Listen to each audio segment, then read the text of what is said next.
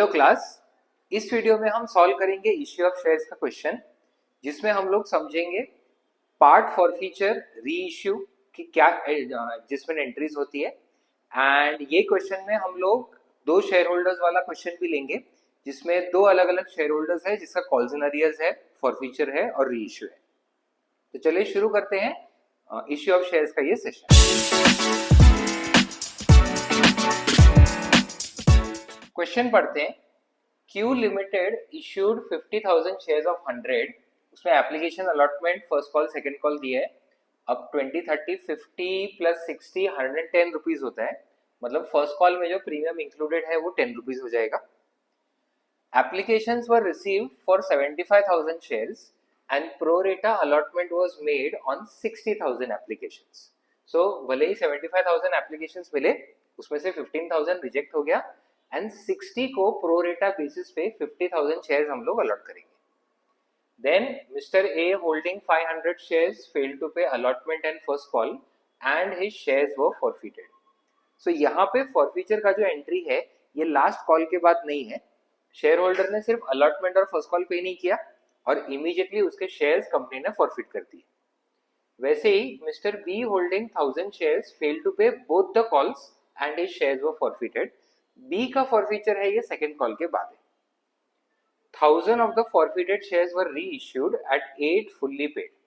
सो A के 500 B के 1000 total 1500 shares forfeit हो रहे हैं, बट री इश्यू हो रहे हैं सिर्फ 1000 शेयर्स 8 रुपीज में, including all the shares of mister A. So mister A के सारे 500 शेयर री इश्यू हो गए और बी के शेयर्स में से बाकी के री इश्यू होंगे। अब इसको सॉल्व करते हैं। तो सबसे पहली एंट्री हमेशा bank to share application. Total हमें 75,000 एप्लीकेशंस मिल रहे हैं, इनटू एप्लीकेशन मनी है 20 rupees, so 15 lakh rupees receive होगा। Then share application to share capital. अब प्रो रेटा अलॉटमेंट के लिए 2 शेयर अलॉटमेंट में एडजस्ट होगा एंड रिजेक्टेड के लिए 2 बैंक पैसा रिटर्न हो जाएगा। So total 75,000 into 20 15 lakh receive हो रहा है। अब कंपनी ने इश्यू किए हैं सिर्फ 50,000 शेयर्स, तो 50,000 इंटू 20 सिर्फ 10 लाख रुपीज कैपिटल में जाएगा।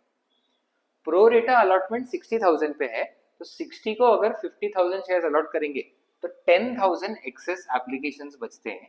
तो 10,000 इंटू 20 2 लाख रुपीज अलॉटमेंट में एडजस्ट हो जाएगा एंड बाकी के 15,000 एप्लीकेशंस पे 20 रुपीज ईच 3 लाख रुपीज जो है ये रिफंड हो जाएगा टू बैंक।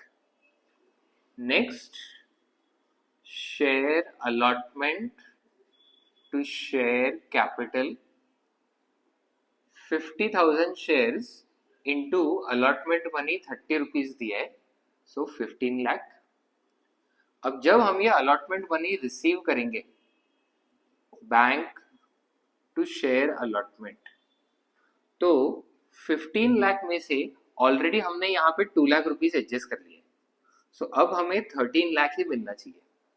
उसके बाद एक शेयर होल्डर है मिस्टर ए, जिसने 500 शेयर्स पे वो पे नहीं किया अलॉटमेंट, तो उसका कॉल्स इन अरियर्स माइनस करेंगे। अब पिछले वीडियो में हमने इसका टेक्निक भी डिस्कस किया है कि टोटल 50,000 शेयर्स है, उसमें से 500 शेयर्स पे हमें नहीं मिल रहा है, मतलब ये 1% हो गया। सो टोटल जो रिसीवेबल होगा 13 लाख, इसका 1% माइनस करेंगे तो बाकी का अमाउंट रिसीव आ जाएगा। बट फिर भी हमें दिखाने के लिए वर्किंग नोट तो शो करना ही है, कैलकुलेशन शो करना ही है, सो हम लोग वर्किंग नोट बना लेते हैं। तो टोटल 60,000 एप्लीकेशंस पे हमने 50,000 शेयर्स अलॉट किए। मिस्टर ए के पास 500 शेयर्स अलॉटेड है, तो उसने अप्लाई किया होगा x, क्रॉस मल्टीप्लाई करके इसके अप्लाइड 600 शेयर्स आ जाएंगे। सो 100 शेयर्स इनटू एप्लीकेशन मनी जो है 20 रुपीज, शेयर होल्डर ने 2,000 रुपीज एक्स्ट्रा पे कर दिया है टू द कंपनी। अब अलॉटमेंट ड्यू, तो 500 शेयर्स पे शेयर होल्डर को 30 रुपीज, सो 15,000 पे करना है, जिसमें से 2,000 ऑलरेडी एडजस्ट हो गया है, सो कॉल्स इन अरियर्स हो जाएगा 13,000।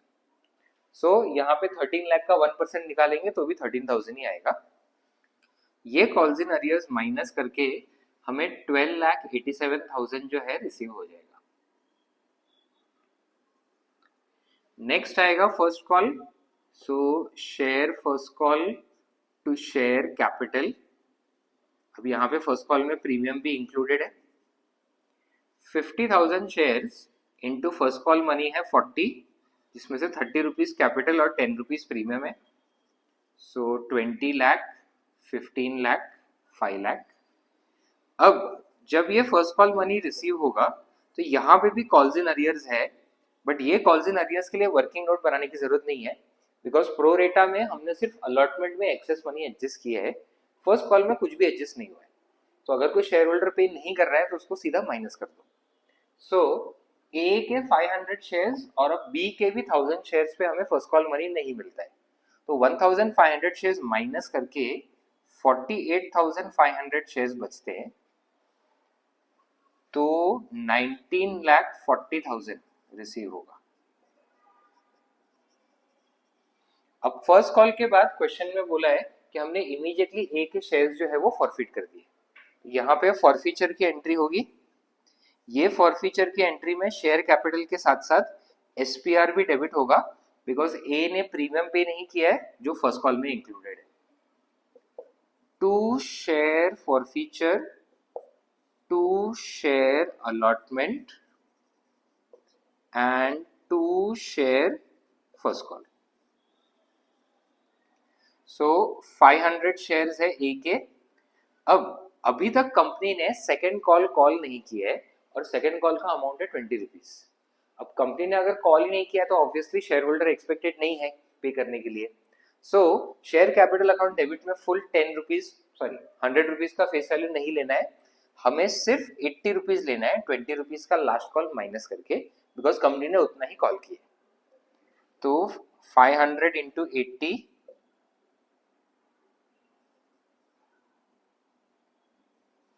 40,000, प्रीमियम है 10 रुपीज, सो 5,000। अलॉटमेंट के टाइम कॉल्स इन अरियर्स हमने वर्किंग नोट में निकाला है जो है 13,000 and first call money 40 rupees है, सो जो हो जाएगा 20,000।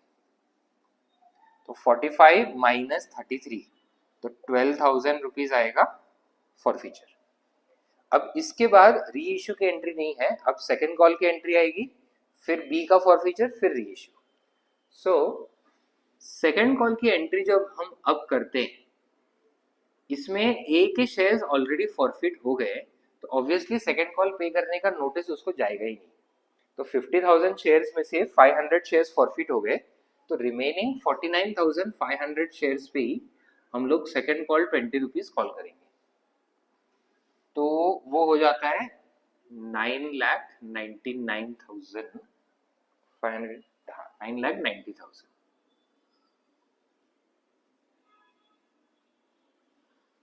और जब ये सेकेंड कॉल मनी रिसीव होगा तो वापस बी ने सेकेंड कॉल भी पे नहीं किया, तो 49,500 में से बी के 1000 शेयर्स माइनस करके 48,500 शेयर्स पे हमें 20 रुपीज मिलेगा, जो है 9,70,000।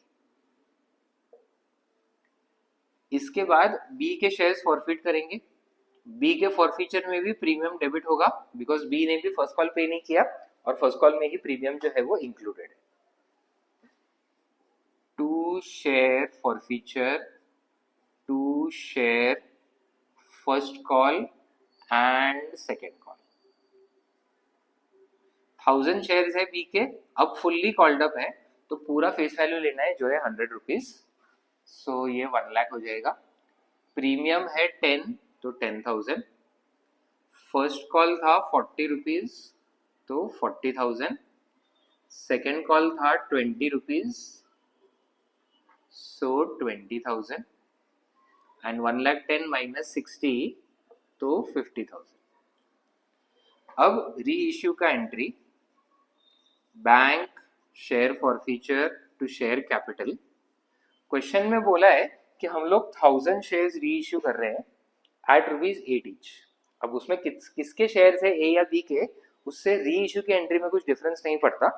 सो नॉर्मल री इशू की एंट्री करेंगे 1000 shares into 80 rupees each, 20 rupees का discount, face value 100, so 80,000, 20,000 and 1 lakh. अब जो कैपिटल रिजर्व का अमाउंट है वो चेंज होगा डिपेंडिंग ऑन किसके शेयर री इश्यू हो रहे हैं। अब यहाँ पे क्वेश्चन में बोला है 1000 शेयर्स री इश्यू करना है जिसमें सारे ए के शेयर्स इंक्लूडेड है और ए के 500 शेयर्स है। तो अगर 1000 शेयर इश्यू करना हो, ए के 500 ले लिए तो बी के भी 500 ही लेने होंगे। बिकॉज ए के हम सारे शेयर्स ले रहे हैं तो ए का फुल फॉरफीचर अमाउंट लेंगे। तो यहाँ पे ए का फॉरफीचर का एंट्री है, उसका फॉरफीचर का अमाउंट है 12,000। बी के टोटल 1000 शेयर्स थे, इसमें सिर्फ 500 हम री इश्यू कर रहे हैं तो उसका आधा फॉरफीचर अमाउंट लेंगे। 1000 का हाफ 500, तो 50,000 का हाफ 25,000, और इसमें से माइनस करेंगे हम लोग री इश्यू के टाइम का फॉरफीचर जो है 20,000। सो फॉरफीचर अमाउंट हो जाएगा 17,000। तो ये ट्रांसफर हो जाएगा टू कैपिटल रिजर्व। बस बी का बिकॉज एग्जैक्टली हाफ था तो हमने डायरेक्ट लिख दिया, वो भी आपको वर्किंग नोट शो करना है।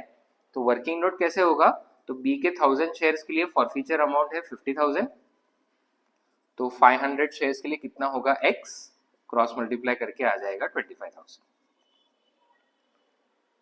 सो ये हमारा एक क्वेश्चन कंप्लीट हुआ जिसमें हमने दो शेयर होल्डर्स का फॉरफीचर लिया। री इश्यू करते टाइम सारे के सारे शेयर री इश्यू नहीं हुए, एक शेयर होल्डर के सारे और दूसरे शेयर होल्डर के पार्ट, और उसके हमने ये सारी जर्नल एंट्रीज देखी। अब जो है मैक्सिमम टॉपिक्स अपने इश्यू ऑफ शेयर्स के प्रोरेटा अलॉटमेंट की कवर हुए हैं, और एक दो वीडियोस में हम लोग उसमें थोड़े और एडवांस क्वेश्चंस प्रैक्टिस करेंगे। उसके बाद जर्नल के साथ साथ ये चैप्टर में बैलेंस शीट भी एक बहुत इंपॉर्टेंट टॉपिक है, तो हम लोग शेयर्स की बैलेंस शीट भी डिस्कस करेंगे। सो अकाउंट्स के अलग अलग टॉपिक से रिलेटेड ऐसे ही वीडियोस हम लाते रहेंगे, तो चैनल को फॉलो करें और हर अपडेट के साथ जुड़े रहें। मिलते हैं अगले वीडियो में, तब तक पढ़ते रहें।